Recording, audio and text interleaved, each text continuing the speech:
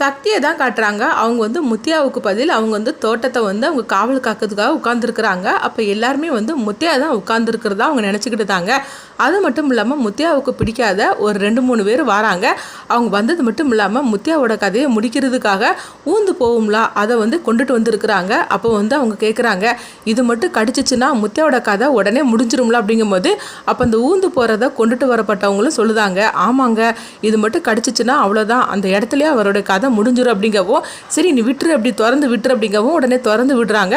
அந்த ஊந்து போகிறதும் பார்த்தோம்னா நேராக வந்து அவங்க சக்தி இருக்கிற இடத்துக்கு வருது. சக்தி வந்து திரும்பி இருக்கிறனால அவங்க முகத்தை வந்து யாருமே பார்க்கல. அதனால எல்லாருமே முத்தையா தான் உட்காந்துருக்குதா நினச்சிக்கிட்டு தாங்க. அதாவது பொன்னியோட அப்பா தான் உட்காந்துருக்கிறதா எல்லாருமே நினச்சிருந்தாங்க.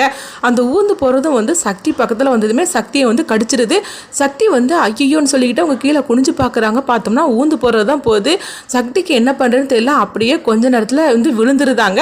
அவங்களும் வந்து முத்தியா தான் நினச்சிட்டு எல்லாருமே வந்து சந்தோஷப்பட்டுட்டு போயிருந்தாங்க.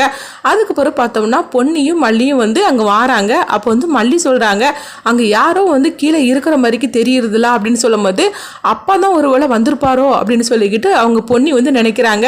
ஒருவேளை அப்பா தான் வந்து தோட்டத்தை காவல் காக்கிறதுக்காக இந்த நேரத்தில் வந்திருப்பார் போலுக்கு, வீட்டுக்கு வராமல் இங்கே நேரடியாக வந்துட்டார் போலுக்கு அப்படின்னு பொன்னி சொல்லவும், சரி என்னன்னு சொல்லி பார்த்துட்டு வரலாம், ஏன்னா தரையில் படுத்து கிடக்கிற மாதிரிக்கு தெரியுது அப்படின்னு சொல்லிட்டு உடனே பொன்னியும் மல்லியும் வந்து ஓடி வராங்க. ஓடி வந்து பார்க்குறாங்க. பார்த்ததுமே ரெண்டுமே அதிர்ச்சி அடைகிறாங்க. சக்தி கீழே விழுந்து கிடக்குறாங்க. விழுந்து கிடக்கிறது மட்டும் இல்லாமல் சக்தியோட வாயில் வந்து நொறையா இருக்குது. இதை பார்த்ததுமே பொன்னி வந்து அழ ஆரம்பிச்சிருந்தாங்க. ஐயோ சக்தியா அங்கே வந்து தோட்டத்தை வந்து காவல் காத்துட்டு உட்காந்துருக்கிறான், தன்னுடைய அப்பாவுக்காக சக்தி இந்த வேலையை பார்த்துட்டு இருக்கிறான் போலுக்கு, அப்போ சக்தி அந்த ஊந்து போகிறது தான் வந்து கடிச்சிருக்குது அப்படின்னு சொல்லிக்கிட்டு பொன்னி வந்து கதற ஆரம்பிச்சிருந்தாங்க. அப்போ மல்லி சொல்கிறாங்க, ஐயோ பொன்னி இப்போ என்ன பண்ணுறதுக்கு, நம்ம உடனே சக்தியை காப்பாற்றி ஆகணும் அப்படிங்கும் போது நீ ஊர்லேருந்து யாரையாவது கூட்டிட்டு வா அப்படிங்கிறாங்க. அப்பாவர் அந்த நேரத்தில் இல்லாமல் போயிட்டாரு, இப்போ என்ன பண்ணுறதுக்கு தெரியலையே அப்படின்னு சொல்லவும், சரி நான் அப்பாவுக்கு ஃபோன் பண்ணி பார்க்குறேன் அப்படின்னு சொல்லிட்டு பொன்னி வந்து ஃபோன் பண்ணிகிட்டே இருக்கிறாங்க. ஆனால் வந்து முத்தியா வந்து ஃபோனை எடுக்கவே இல்லை.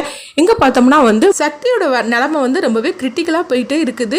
ஐயோ சக்தி எப்படியாவது காப்பாற்றணும், மல்லி நீ சீக்கிரமாக யாரையாவது அழைச்சிட்டு வா அப்படின்னு சொல்லும் போது மல்லி வந்து யாராவது வராங்கன்னு பார்க்கும்போது ஒரு 4-5 பேர் அந்த பக்கமாக வந்துட்டு இருக்கிறாங்க. உடனே நீங்கள் வாங்க அப்படின்னு சொல்லி மல்லி கூப்பிடவும், என்னாச்சுமா அப்படிங்கிறாங்க. இங்கே வாங்க அப்படின்னு சொல்லி கூப்பிடும் போது சக்தியோட நிலைமை பார்க்குறாங்க. ஐயோ ஊந்து போகிறது தான் கடிச்சிருக்குது, இப்போ முத்தியா கூட இல்லையா மருந்து எதுவும் கொடுக்கறதுக்கு, இப்போ என்ன பண்ணுறதுக்கு அப்படிங்கும்போது நீங்கள் உடனே தூக்குங்க அப்படின்னு வந்து பொன்னி சொல்கிறாங்க. உடனே பார்த்தோம்னா அந்த 4-5 பேர் வந்து அவங்கள சக்தியை தூக்கிட்டு நேராக பொன்னியோட வீட்டுக்கு வராங்க. பொன்னியோட வீட்டுக்கு வந்ததுமே பொன்னி வந்து அவங்கள எப்படியாவது சக்தியை காப்பாற்றணும் அப்படின்னு சொல்லிட்டு தன்னுடைய அப்பா கிட்ட வந்து ஃபோன் பண்ணுறாங்க. அப்போ முத்தியாவும் ஃபோன் எடுத்துருந்தாங்க.